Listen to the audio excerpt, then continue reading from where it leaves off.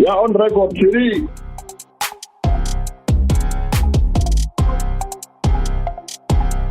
Nobody knows really what happened, particularly to Hellen, because all these guys you talk to, that the Hellen of today is not the Hellen of yesterday.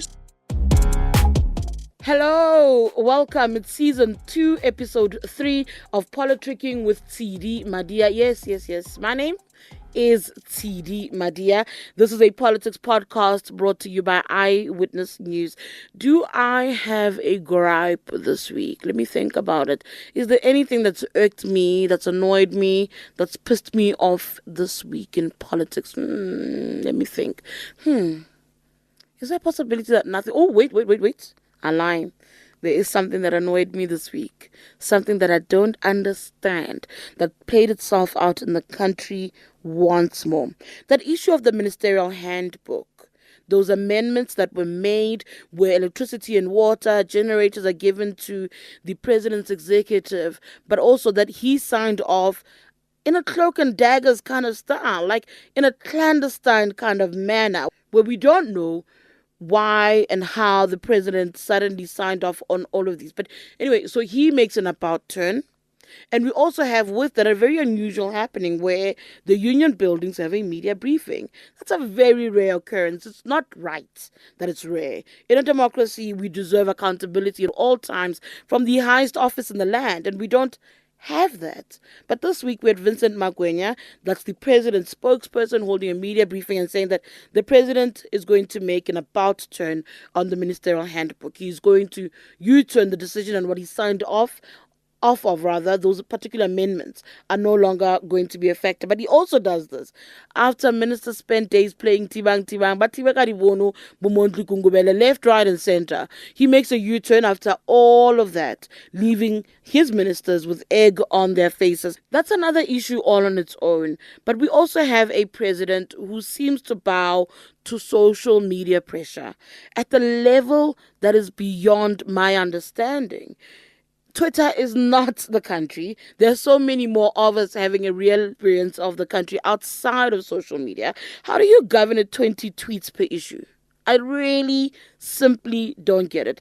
Just last month, he rushed back home from the UK. Remember, he was at the funeral of the British Queen, I think in the UK. He was meant to go to the United Nations General Assembly. But we have stage 6 load shedding back home. What does the president do? Oh, the country's outraged. Ooh, they're tweeting away. Let me go back home. But he comes back home with no solution. He doesn't have the tools. He doesn't have the coal. He doesn't have, you know what I mean? He doesn't know how to help generators get to where they need to be. He gets here, holds a series of meetings, is outraged and is understanding that you're outraged, but we don't have solutions.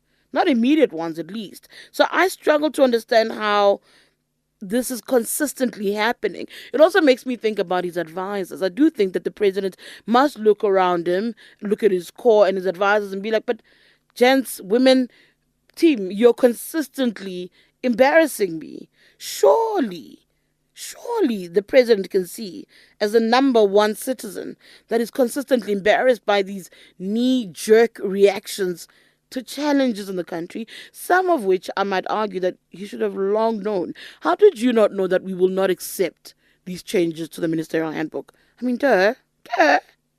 Talks around coalitions definitely continuing in and around the country.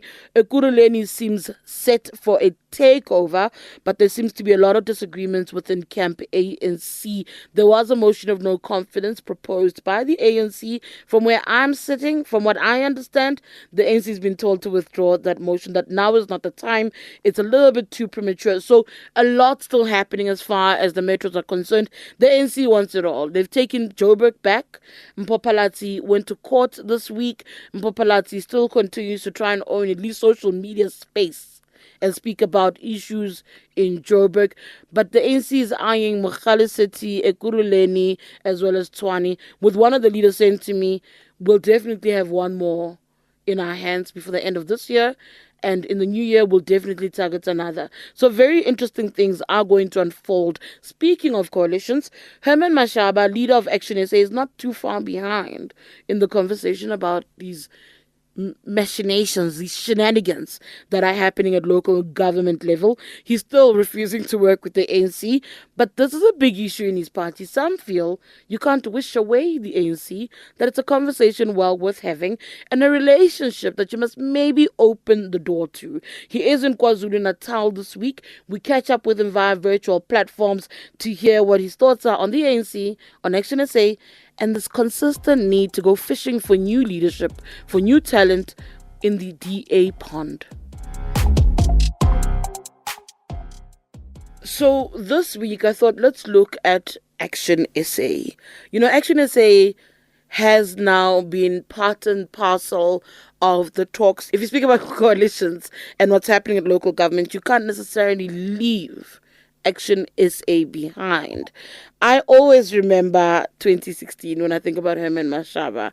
I always remember how he was persona non grata at the start of campaigns in 2016. I remember in Sitswetla where the EFF was having a briefing and I asked Julius Malema, what is the issue that you have with Herman Mashaba? And he refused to answer. But what I knew at the time is that they were not willing to work with Herman Mashaba. Of course, he went on to become Joburg mayor and was seen as somewhat of a phenomenon during his short stint in office.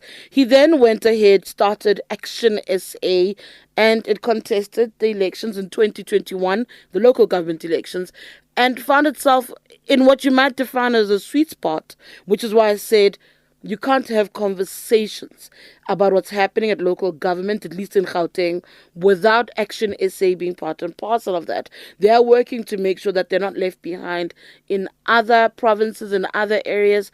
Joining me now via Zoom, because I'm in Joburg and he's in KwaZulu-Natal, which is part and parcel of that thing where they're making their presence known in particular areas. Herman Mashaba is speaking to me from KZN, where they just announced that Zwakele Mncwango, you might have heard the news, I think I spoke about it too, he just recently left the DA. He's now the ActionSA provincial leader. Herman, thank you for making time to speak to us.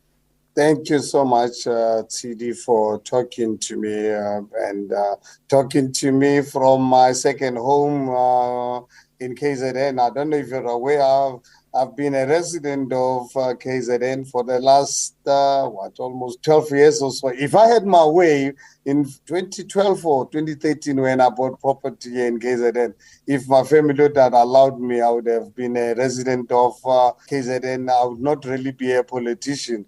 But obviously being in Joburg forced me into being a politician. But I think my reason for being here, Tshidi, was the public announcement, proud one for that matter, I had to make, because I think our latest acquisition is for me really one of the best. Not obviously, please, anyone to think that our other provincial chairpersons are not good. It's just, I'm sure you know the drama I went through with our original chairperson here in KZN, but I think it's water under the bridge. We all make mistakes as human beings, and we're able to correct them and look at where we ended up. We ended up with the best person. I think I've had an opportunity to work with Zwakele. When I was the mayor, I used to be invited to DA, FedEx and Federal Council, and I can tell you I'm really over the moon regarding my association with Zwakele as our new provincial chairperson. Herman, what would you say of the assertion that it feels like ActionSA picks its best lot out of the DA pond? You speak about the former chairperson of KwaZulu-Natal was Dr. Makosi Khoza. I do know that there are people from other political parties within ActionSA, but the one thing that feels quite definite lately is when young particularly black talent leaves the DA, it makes a beeline for ActionSA. One can make an argument that Makashule Ghana is the exception, but by and large, you do see a beeline of leaders from the DA, Ba Makashule, Ba Mbalintuli, Ba Pumzile van Dam, or even Lindiwe Mazibuko for that matter, making their way to ActionSA. Is that the pond? Is that the standard for ActionSA? I think, Masiso, let's look at it at young black guys who joined DA when it was not fashionable. I used to have so much respect for them because these are the guys who at a young age discovered that ANC is not their home.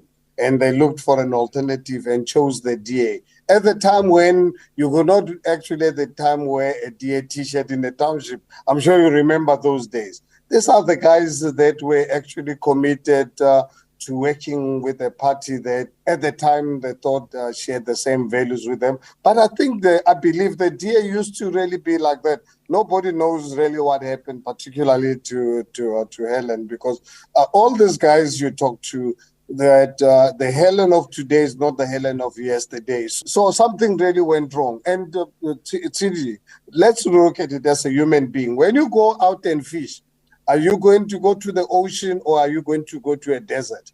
So when you go out and fish, you go to an ocean.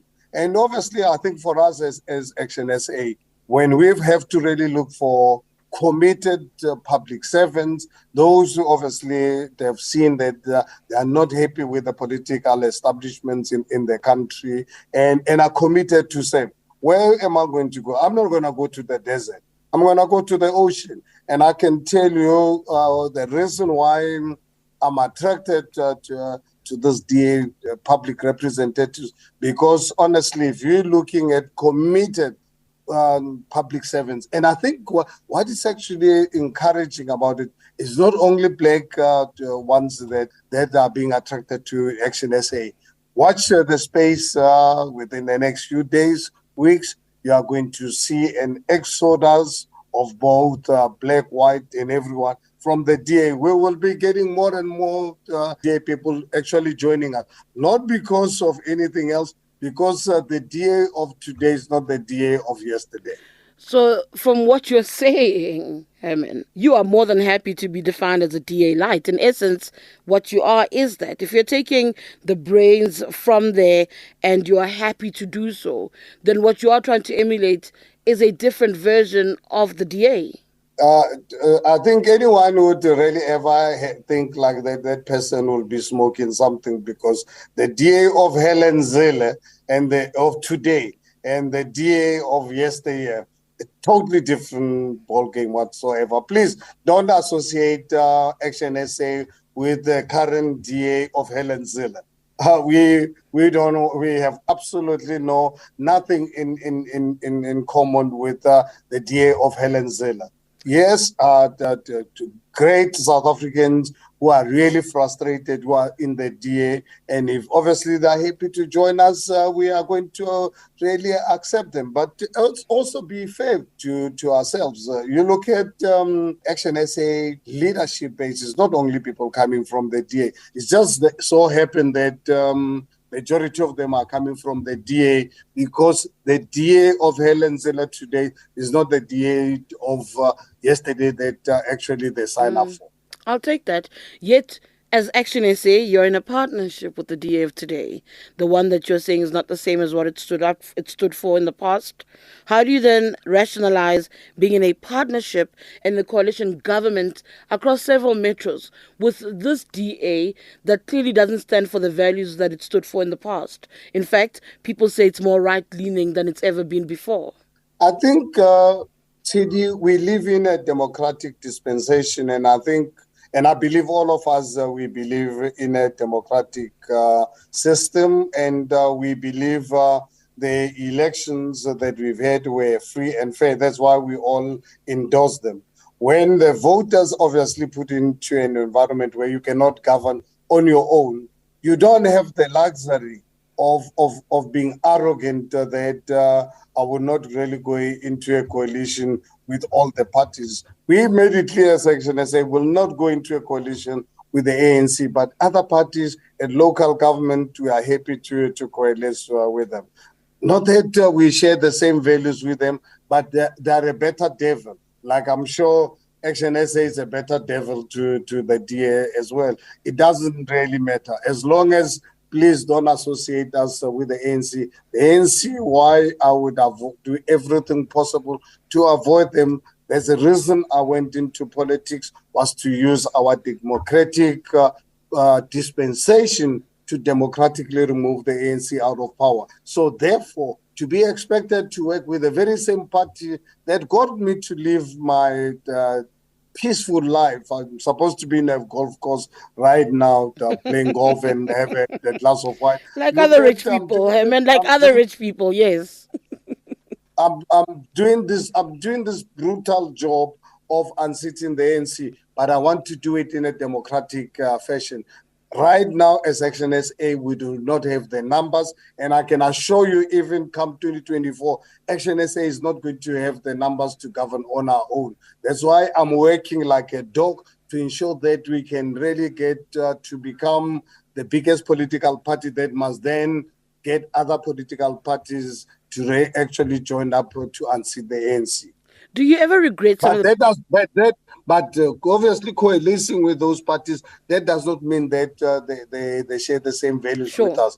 They are closer. At least you look at who are the better devil. Do you ever regret things you say in public, some of your utterances? And I ask this, Herman, because you're not politically trained. You're not what your counterparts in the political sphere are. And sometimes you say things that people who study politics would say, it wouldn't be smart to say that because you might live to regret it. Do you ever have moments where you think, Herman, you talk too much, you need to hold back a little bit more, and you need to be a little bit more circumspect and a little bit more careful with what you say in the public domain? Tshidi, to be honest with you, my political naivety, I think it's my strength. It's actually one of the biggest assets I have because I'm not here to make friends with anyone. I'm here to really tell you for what it is. I'm not here to really try and really please anyone. I'm here to really tell it as it is. In fact, Tshidi, if you look at majority of the people that some South Africans take to be seasoned politicians, they're a disgrace to me. So I think it's a question of interpretation as to who's an experienced politician. I don't want to be an experienced corrupt person or a thief. If ever, obviously, to being a professional politician, you've got to be a thief, you've got to be corrupt, you've got to be immoral. Then honestly, then I don't want that political experience. I'd rather remain natural and really be who I am. What you see, it's what you get. So I'd rather remain like that. So yes, do I make mistakes in life? I'm a human being. I'm fallible. I make mistakes, but I don't make deliberate mistakes. If ever I've made mistakes where it's necessary for me to apologize, I will apologize. But where I don't have to apologize, I will never apologize. I grew up being called a stubborn person throughout my 63 Look, years Herman, of life. I observe you. You remain very stubborn. What are you talking about? Not just growing up. You remain stubborn. But seriously, you are like my wife. Now, my wife, we just celebrated 40 years of our marriage a few months ago, and everyone spoke, including my wife. People saying I'm stubborn, and I said, guys, no, but this is not fair. I mean, even my wife is now accusing me of being we stubborn. all see it. Yes, Tshidi, Tshidi, no. What is stubbornness? I think we must get the Oxford Dictionary. I'll find you. I'll WhatsApp you a definition. But Emin, I wanted to give you a little bit of background around why I'm asking about whether or not you ever regret some of the utterances that you make, and even the observation of being stubborn. As we speak, you and I, your party is going to meet and deliberate over coalitions, but more so the position around the ANC. Your birth and your path towards politics was on a ticket of being anti-ANC. However, you can't erase the ANC from the politics of the day. You also can't paint everybody in the ANC with a singular brush. There are different kinds of people within the ANC, as there are different kinds of people everywhere you go. Now you find yourself in a situation where you must deliberate over whether or not there'll ever be a willingness to work with the ANC. Now, having said the things that you say about the ANC in the public domain, that makes that conversation really difficult. If ActionSA decides, actually, let's open the door to ANC, your utterances often get in the way of the relationship you have with the DA. Look, let me give you some kind of context and background. Sure. Which... I've tried to clarify this with some of the media people where they came out with false accusations that two of my colleagues were planning a coup in my absence. Utter rubbish. Fortunate enough, Mercedes, I've got it in writing because I was approached a day or so before I left by two of my colleagues Before that you went to the Kenya, ANC right? wanted to have, well, ANC wanted to really have the discussion with them. And the proposal which was put across to me, I said, guys, it's really very difficult because I was asking questions which they did not have, and it was fair, they did not really have all the answers. And I was unfortunately leaving the following day for Kenya. I said, guys, go and listen, but if there's anything of substance, please call a Senate meeting, and please, it cannot really be a Zoom meeting. Please arrange to really have one-on-one so that Senate can give you the direction. And when I got to Kenya, I contacted the guys. They were still not yet ready to clarify some of the things that I needed clarity on. So I then wrote to Senate. I said, guys, I'm not sure if I'll get the signal.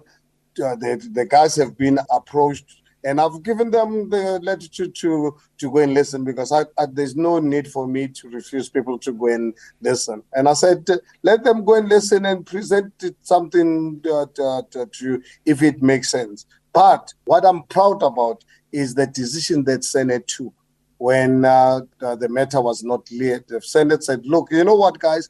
ActionSA is the brainchild of a project called the People's Dialogue, where we engage South Africans. We engage them from starting the political party. We engage them when the IEC was making it difficult for us to register our party and the logo. We engage South Africans after the elections to say, who do we engage with? At the time, I had already said, I can't talk to the ANC, but we said, let's give our actioners an opportunity to give us an input. And that's where the process is.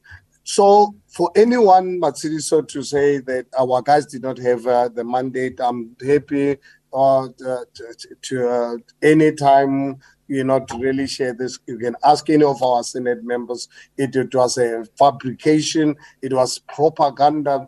Whoever fed that information to the media that my guys were negotiating without my mandate. It is fault. They had the mandate to go in and listen. So going to listen and going to really negotiate, because there was no way that anyone, including myself, can go and negotiate with any party without getting the Senate to give you the approval to go and negotiate. So I think it was really false.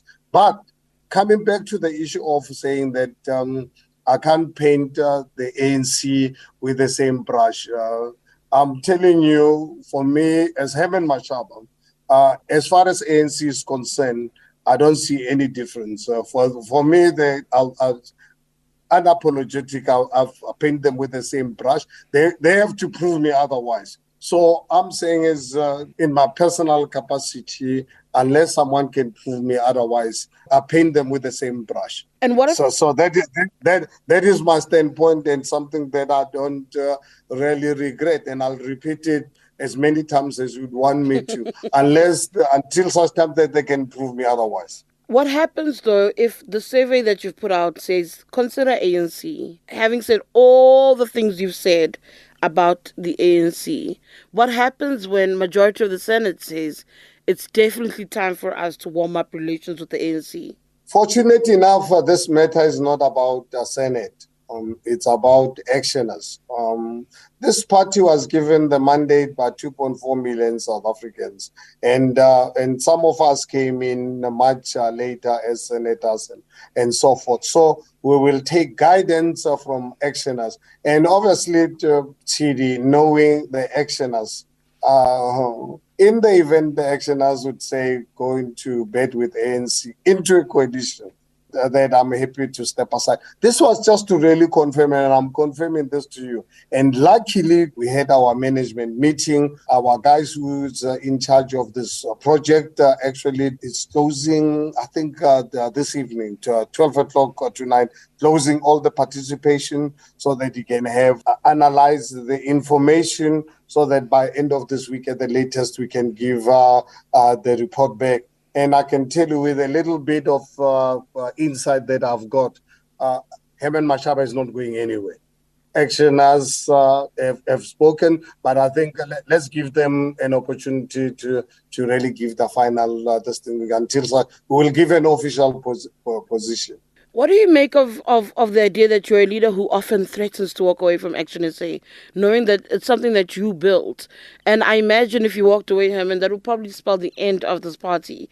People often say that you threaten to walk away almost at all times. You haven't done it, but it's a thing that you seem to dangle over the party quite often. No, I think it depends how people read the script. Please read the script properly. This actually says to Herman that he stands on his conviction that actually I so believe in actioners, that actioners will not want to work with the ANC. It's not a question of Herman wanting to walk away from this movement that is going to unseat the ANC come 2024. So this is actually to give confidence to the actioners that as a political party, we stand firm on our principle if it means we must walk away from them. But this was to confirm to anyone that the actioners will not obviously walk away from us, because it would not be me walking away, it would really be actioners walking away from us. And the reason I said this, and I'm saying this to you, is to confirm that I have full confidence with the support that we're going to, or the mandate that we are going to get from actioners. So this is really not a threat. It's just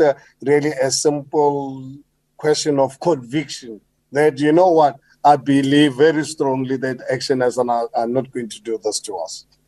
And if this actually gives me, actually, majority of people I've spoken to, not those who are always looking for criticism, the naysayers. People I've spoken to, they've confirmed with me. I can show you the hundreds of messages ever since I made this announcement, how people are saying, Herman, we're really so proud of you standing behind the mandate that we gave you. The issue of Dis-Chem, you weighed in on the issue of Dis-Chem, Herman, and I also couldn't understand where you stood on it, considering how unjust and unequal our society is. The idea that Dis-Chem would want to abide by the law in order to redress some of the things that have gone wrong in South Africa's legacy, and also to give a leg up to formerly disadvantaged communities. That seemed to be something that was very much at odds with what you believe in. How do you then resolve the issues that are facing us broadly? Because the one thing about you and ActionSA, we know where you stand on issues of crime. We know where you stand on issues of migration. Social justice. Mm. Yeah, so I think, please, I'm sure, Tshidi, you read my Twitter line, including what I'm going to tell you. And I stand by this, that we look at what this affirmative action has really done to our people, where we are being abused by the system as tokens. Some of us are taken as what Tony Leon called and Hellen Zille called experiments and so forth. We've got it to was go Douglas past Gibson. Hold on, it was Douglas Gibson. I'm the person he said it to. It wasn't Tony Leon. It wasn't Helen. They might be problematic. It was Douglas Gibson to EWN, actually. Not Tony Leon. Let's take it is Gibson. What I'm trying to say is that we sit in a situation where, I'm sure you know, I've been an employer for many years, employing lots of people, and to really look at what this affirmative action has actually done to our people. And I'm saying to Dis-Chem, if you are sitting with this problem, that means you are not really focused on training and development, so that people actually, because we expect you as an organization, take people on the basis of merit. Don't just take them as token, as experiments. So I'm saying that means you actually have really failed to really do your job to ensure that our people get the right training, so that when you put them in jobs, you don't put them in jobs as a token. So I think from that point of view, I don't really believe there's anyone would really not really support that, unless obviously the direct beneficiaries of the system that has created the current political, economic conundrum we're sitting with. We're sitting with over 12 million of our people unemployed. South Africa is in a junk status. No one wants to invest in South Africa. We are not creating a conducive environment to attract investment in South Africa, totally unnecessary, because we are prepared to cooperate with laws that are unjust. So in the law that is not working for South Africa, this law is not working for South Africa. It's not working for us as Black people. I want for me as a Black person, and I'm sure and believe majority of Black people want to really be able to say when you are a CEO or you are a director of a particular company, you are not taken there not because of an experiment. You are taken because you are the best person for the job. I think that's where your political naivety comes into play. And I have to actually say that because you equate BEE or affirmative action with tokenism, as if on paper it's without merit, and it's not without merit. It has to be appointments with merit in mind, where I can accept the argument is that the system has been abused, but to completely disregard it based on the fact that it's been abused doesn't necessarily speak to redress. That's just my 5 cents on it, is that I think it is unfair to equate it to just pure tokenism. But I don't want to... Yeah, no. But the thing is that, look, right now, 28 years into our democracy, we're sitting with 12 million of our people unemployed. We're sitting with an economy that is not really functioning because we are not seeing investments coming into the country and so forth. And lots of factors contributing to this. You can't just obviously attribute this to affirmative action programs. Be draconian labor laws. I mean, our labor laws are draconian, driven by COSATU and the big business. You remember some few years ago, using my own resources, I took Section 32 of the Labor Relations Act, which was actually working against SMMEs and unemployed people, because big business and COSATU will connive to sign agreements and expect everyone to who's in that particular sector to really be as if they were signatory to that. I fought this as when I was the chairman of the Free Market Foundation. What I'm saying is when here we've got experience of saying that this is not really working. Whether you can say you can give me every reason in the world. It's like what the communists will always tell you, that no, they've got great policies, is the implementation. If a policy cannot be implemented, then you can't say it's a good policy. It's like communism. I'm telling you, communism is one of the most wonderful systems men can ever think of. But can you apply it? You cannot apply communism. So there are certain things in life which they are good on paper, but practically South Africans have had enough, particularly the marginalized, the uneducated, because every time the economy suffers, who are the biggest victims? Our own people in our communities with no skills, with no education, because the failure of business to attract investments, the failure of the South African economy growing, who suffers? The people who are uneducated with no skills. And we cannot keep on really saying, no, is the policy is good, it's the implementation that is wrong. If I think it's wrong, it's wrong. We must just get rid of it and really try something else. Einstein said, you can't really keep on really doing the same thing and expect the different results. That's the definition of stupidity. I want to, I'm winding down, so I'm going towards an ending. I want to go back to the issue of the ANC versus the DA in terms of working relationships. The conversation in your party, from what I understand, is that it doesn't have to be a coalition relationship with the ANC. You could have what you had with the EFF when you were in the DA, where if you agree on certain points, you then support each other in council. There is that conversation, but since you stand firmly where you do, as far as the ANC is concerned. I then have to read from that is that the coalitions in the state that they're in, the acrimonious relationship we have with the DA, that will just simply continue. Is that it? Well, really hope that one day DA, obviously Helen being the person responsible, it's up to the DA to continue having Helen as their leader, because it's fortunate enough it's benefiting us enormously. But the relationship with the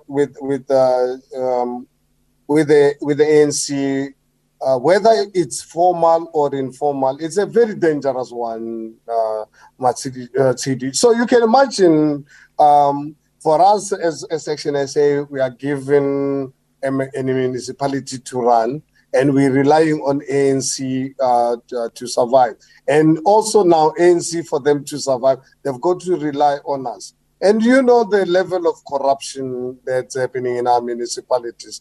Now tell me, what must we do? Because if you raise the question of blatant corruption that's happening, because obviously you are nursing the numbers, you must keep quiet. Honestly, Tshidi, that is not going to happen for as long as this body and soul of Herman Mashaba is together. I will never accept something like that. I worked perfect with the EFF.